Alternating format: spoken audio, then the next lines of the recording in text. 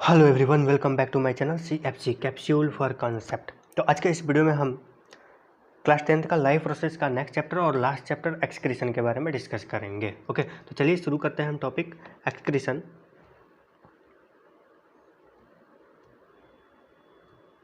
तो देखिए, सबसे पहले देखते हैं कि एक्सक्रीशन आखिर में है क्या। ओके, तो देखो एक्सक्रीशन मेनली क्या होता है, यानी कि रिलीज ऑफ जो भी एक्सक्रीटरी वेस्ट प्रोडक्ट है होता है वही एक्सक्रीशन उसको बोलते हैं। तो देखो, अब ह्यूमन में जो एक्सक्रीटरी सिस्टम जो होता है वो किस किस चीज़ से बना होता है इसके बारे में हम देखते हैं। तो देखो, excretion in human being, excretory system जो होता है ना इन ह्यूमन बींग इंक्लूड्स, देखो पेयर ऑफ किडनी होता है, तो एक ही किडनी ये हो गया और एक किडनी ये हो गया, ये क्या हो गया, पेयर ऑफ एक किडनी हो गया। ओके, पेयर ऑफ यूरेटर, अभी किडनी से ही निकला हुआ है यूरेटर हो गया ना, एक ये हो गया और एक ये हो गया। ओके, दो यानी कि पेयर ऑफ यूरेटर्स हो गया। अब यूरेटर जो होता है वो किससे जा करके कनेक्ट करेगा, यूरिनरी ब्लाडर से। ओके, तो ये एक यूरिनरी ब्लाडर हो गया और यूरिनरी ब्लाडर से ही एक ओपनिंग होता है जिसको हम क्या बोलते हैं, यूरेथ्रा।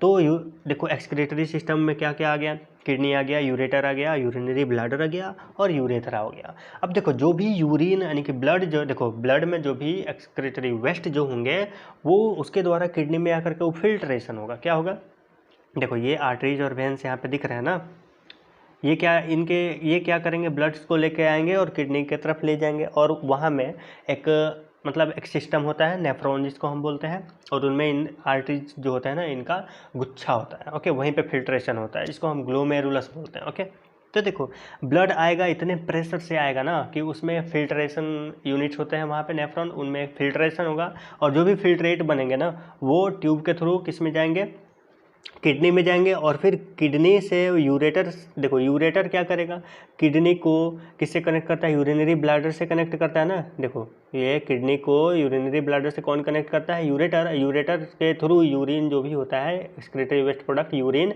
वो यूरिनरी ब्लैडर में जाएगा, वहाँ स्टोर होता है। यूरिनरी ब्लैडर जो होता है वो स्टोरेज का काम करता है यूरिन का, और वहाँ पे जब स्टोरेज होने के बाद उसमें रिफ्लेक्स होता है। देखो यूरिनरी ब्लैडर में कुछ रिसेप्टर होते हैं। ओके, वो क्या करते हैं, यानी कि ब्रेन के पास सिग्नल, जब भी अर्ज होगा यूरिनेशन का तो क्या होगा, ब्रेन के पास सिग्नल जाएगा, वो मैसेज भेजेगा और उसके बाद यूरेथ्रल ओपनिंग होगा, फिर यूरिनेशन होगा। ओके, ये एक शॉर्ट में इसका प्रोसेस हो गया। तो देखते हैं, देखो सबसे पहले हम नेफ्रॉन के बारे में डिस्कस करेंगे कि नेफ्रॉन में आखिर में ये फिल्ट्रेशन जो होता है नेफ्रॉन में होता कैसे। ओके, तो देखो नेफ्रॉन क्या है इसके बारे में देखते हैं। तो देखो नेफ्रॉन क्या होता है, एक बेसिक फिल्ट्रेशन यूनिट होता है किडनी का जिसको हम नेफ्रॉन बोलते हैं। नेफ्रॉन क्या होता है, basic filtration unit of kidney. It has a cluster of very thin walled blood capillaries. अब देखो इसके पास क्या होता है, बहुत ही थिन पतले कैपिलरी ब्लड वेसल्स वाले कैपिलरीज होते हैं। Okay, thin walled blood capillaries होते हैं। इच कैपिलरी क्लस्टर जो होता है in kidney associated with the cup shaped end of the coil tube. देखो प्रत्येक, अब देखो ये कैसे होता है,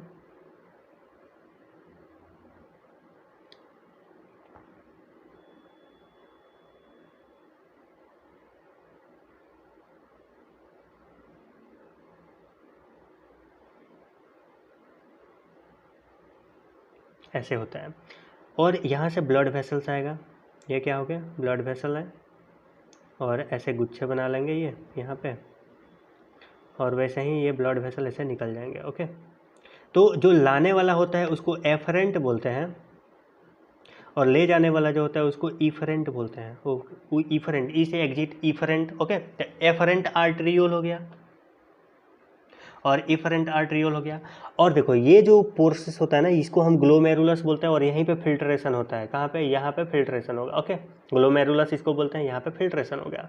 तो ओके, और ये जो कप शेप्ड स्ट्रक्चर है ना इसको हम बोमेन्स कैप्सूल बोल दिए। ओके, तो वही बोल रहा है इच कैपिलरी क्लस्टर, ये कैपिलरी का क्लस्टर हो गया। एक मिनट, ये क्या हो गया, कैपिलरी का क्लस्टर हो गया, ये कैपिलरी के क्लस्टर हो गए।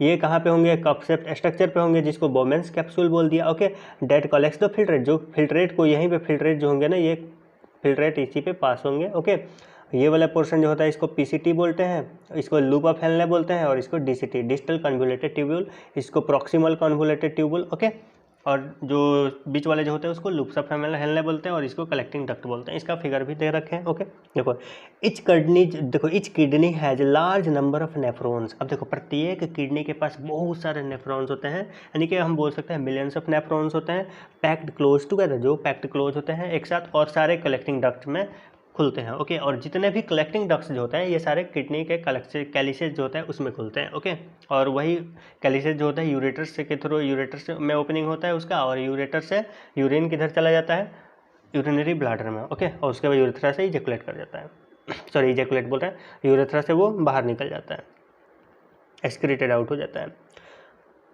सम सब्सटेंसेज, देखो some substances in the initial filtrate जैसे कि glucose, amino acid, salt and a major amount of water are selectively reabsorbed as the urine flows along tube. जैसे ही यूरिन ट्यूब के थ्रू फ्लो करेगा ना, वैसे ही कुछ ऐसे इनिशियल फिल्ट्रेट्स में कुछ ऐसे सब्सटेंस होंगे जैसे glucose, amino acid, salt and major amount of water, ये सारे रीअब्सॉर्ब्ड हो जाएंगे। ओके, अब अमाउंट ऑफ वाटर रीअब्सॉर्ब किस पे डिपेंड करेगा? आप देखो अमाउंट ऑफ वाटर रीअब्सॉर्ब किस पे डिपेंड करेगा कि how much excess water there in the body, body में कितना एक्सेस वाटर है उस पर डिपेंड करेगा। और दूसरा how much of dissolve waste there is to be excreted, कितना डिजॉल्व वेस्ट को एक्सक्रीट आउट करना है। तो ये नेफ्रॉन के बारे में हो गया। इसके बाद ये नेफ्रॉन का फिगर दे रखा है एनसीईआरटी में, वो चीज़ है। देखो अब यूरिन कहाँ पे स्टोर होगा तुम्हारे यूरिनरी ब्लैडर में, कब तक? जब तक कि pressure of the expanded bladder leads to the urge to pass it out through the urethra. Okay, जब तक कोई अर्ज ना हो जाए यानी कि उसको पास आउट करने के लिए यूरिन को, तब तक वो स्टोर रहेगा वहाँ पे। तो सबसे पहले हमने देखा ना, ये देखो ये रेनल आर्टरी का ब्रांच है। देखो जो ब्लड आएगा ना उसको एफरेंट बोल दिया है, इसको एफरेंट, और ये जो ले जाएगा उसको इफरेंट बोल दिया। ओके, और ये जो हमने गुच्छा बताया था ये क्या है? ग्लोमेरुलस हो गया। और ये कपसेप जो होता है इसको क्या बोल दिया? बोमेंस कैप्सूल बोल दिया। Tubular parts of the nephron, okay, जो सबसे पहला ट्यूब होता है यानी कि बोमेंस कैप्सूल के नीचे जो होता है उसको पीसीटी बोलते हैं, प्रॉक्सिमल कन्वोल्यूटेड ट्यूब्यूल। उसके बाद लूप्स ऑफ हेनले होता है, उसके बाद डीसीटी होता है। ओके, उसके बाद सीटी कलेक्टिंग डक्ट होता है, सीडी कलेक्टिंग डक्ट, ये कलेक्टिंग डक्ट है। ओके, देखो जहाँ जहाँ ये दिख रहा है ना, ये सब में एक नेफ्रॉन आकर के यहाँ पे ओपन इंड हुआ है। ओके, और ये जो होता है ये सारे किडनी के जो, देखो ये किडनी है ना यहाँ पे, तो इधर से नेफ्रॉन है, कलेक्टिंग डक्ट, दूसरा कलेक्टिंग डक्ट, तीसरा कलेक्टिंग डक्ट, तीसरा, ये सारे यहाँ पे कलेक्टिंग कैलिसेज में आके ओपन होंगे और यहीं से यूरेटर लेके जाएगा कहाँ तक? यूरिनरी ब्लैडर तक। ओके, एक इधर से भी आएगा, एक इधर से भी आएगा। इसके बाद देखते हैं हेमोडायलिसिस। हेमोडायलिसिस अब क्या होता है इसके बारे में देखते हैं। देखो the process of purifying blood bye N artificial kidney. अगर मान लो किडनी फेलियर हो गया, किसी पेशेंट में किडनी फेलियर हो गया, तो उसमें अब ब्लड का प्यूरिफिकेशन नहीं हो सकता है। ओके, तो उसके लिए हम आर्टिफिशियल किडनी यूज करते हैं हेमोडायलिसिस करने के लिए। ओके, तो इसी प्रोसेस को हम क्या बोलते हैं? हेमोडायलिसिस बोल दिए। अब आर्टिफिशियल किडनी कैसे काम करता है ये चीज़ इसमें दे रखा है। तो देखो किडनीज आर देखो वाइटल ऑर्गन जो होता है फॉर सर्वाइवल के लिए, किडनी क्या होता है? वाइटल ऑर्गन होता है, बहुत इंपॉर्टेंट ऑर्गन होता है बॉडी के लिए, बॉडी के सर्वाइवल के लिए। सेवरल फैक्टर जैसे इन्फेक्शन हो गया, इंजरी हो गया और रेस्ट्रिक्टेड ब्लड फ्लो हो गया to kidneys reduce the activity of kidney की एक्टिविटी को रिड्यूस कर जाएगा। और यही अगर लंबे समय तक चला यानी कि this leads to accumulation of poisonous waste in the body. अगर नाइट्रोजनस वेस्ट नहीं निकल रहा है बॉडी से तो फिर वो क्या होंगे? पॉइजनस वेस्ट क्रिएट करेंगे, बॉडी में एक्यूमुलेट होगा जो डेथ भी कॉज कर सकता है। In case of kidney failure an artificial kidney can be used. अब किडनी फेलियर के केस में आर्टिफिशियल किडनी यूज कर सकते हैं। An artificial kidney is a device. Artificial kidney क्या होता है? एक डिवाइस होता है to remove the nitrogenous waste products from the blood through dialysis. Okay,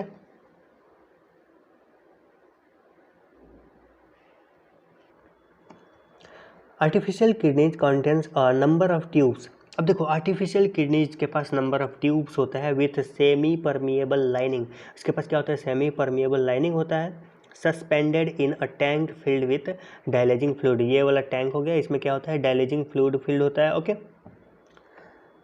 this fluid has the same osmotic pressure as blood. देखो इस फ्लूइड, देखो ये इसमें जो टैंक में जो फ्लूइड है ना, इसका जो ऑस्मोटिक कंसंट्रेशन जो होता है वो ब्लड के प्लाज्मा जो होता है ना उसी के सेम होता है, ताकि ब्लड से ऑस्मोसिस के थ्रू जो नाइट्रोजनस वेस्ट जो होता है ना वो ऑस्मोसिस के थ्रू उसमें पास कर सके, लेकिन प्लाज्मा प्रोटीन उसमें ना जा पाए। ओके, जो नाइट्रोजनस वेस्ट, देखो ब्लड में नाइट्रोजनस वेस्ट है और जो डायलाइजिंग फ्लूइड है उसमें क्या है, सिर्फ ब्लड का जो प्लाज्मा है उसी का सेम ऑस्मोटिक प्रेशर है उसमें।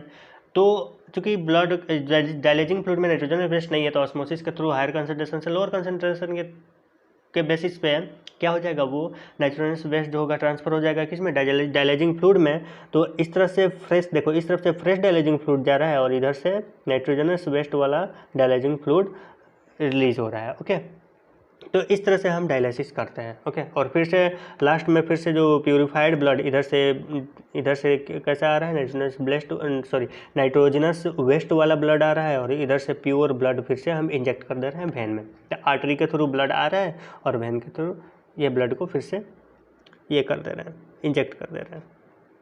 तो ये हो गया डायलिसिस का। अब देखो इसके बाद एक्सक्रीशन हो गया प्लांट में एक्सक्रीशन कैसे होता है इसके बारे में देखते हैं। तो देखो plants use different strategies for excretion of different products. देखो oxygen and carbon dioxide are diffuse through stomata. Plant में ऑक्सीजन और कार्बन डाइऑक्साइड जो है स्टोमाटा के थ्रू डिफ्यूज करते हैं। Excess water is removed by transpiration. जो भी एक्सेस वाटर होगा वो ट्रांसपिरेशन के द्वारा रिमूव हो जाएगा। Plant can even lose some of their old parts like old leaves and bark of the tree. Okay, plant जो होता है ना अपने कुछ ओल्ड पार्ट्स को भी रिमूव कर सकता है, लॉस कर सकता है, जैसे ओल्ड लीव्स हो गया, बार्क हो गया। अदर वेस्ट प्रोडक्ट्स जैसे कि रेजिन हो गया, गम्स हो गया, specially in old xylem cells can also be lost by plants. Okay, plants also secrete some waste substances into the soil around them. Plant जो होते हैं ना कुछ वेस्ट सब्सटेंसेज को भी सेक्रेट करते हैं अपने अराउंड। ओके, इसके बाद लास्ट एक ये टॉपिक है जो एनसीईआरटी में न्यू एनसीईआरटी में ऐड करा है और ये बहुत ही इंपॉर्टेंट है, यानी कि हम लोग यहाँ पे मेडिकल कॉलेज में है, यहाँ पे भी इसके बारे में अवेयरनेस फैलाने के लिए गेस्ट लेक्चर्स वगैरह लगते रहते हैं।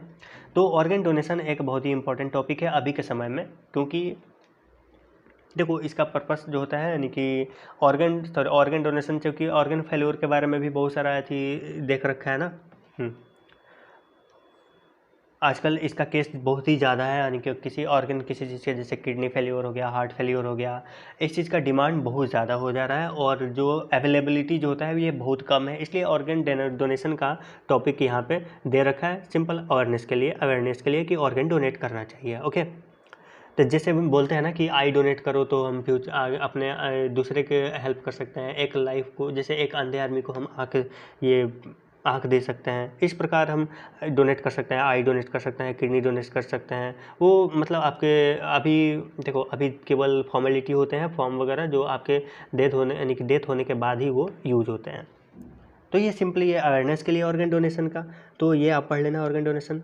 यहीं पे हम आज का टॉपिक समाप्त करते हैं, मिलते हैं नेक्स्ट वीडियो में, तब तक के लिए धन्यवाद। आज चैप्टर लाइफ प्रोसेस जो चैप्टर हो गया ये कंप्लीट हो गया 4 लेक्चर्स में टोटल।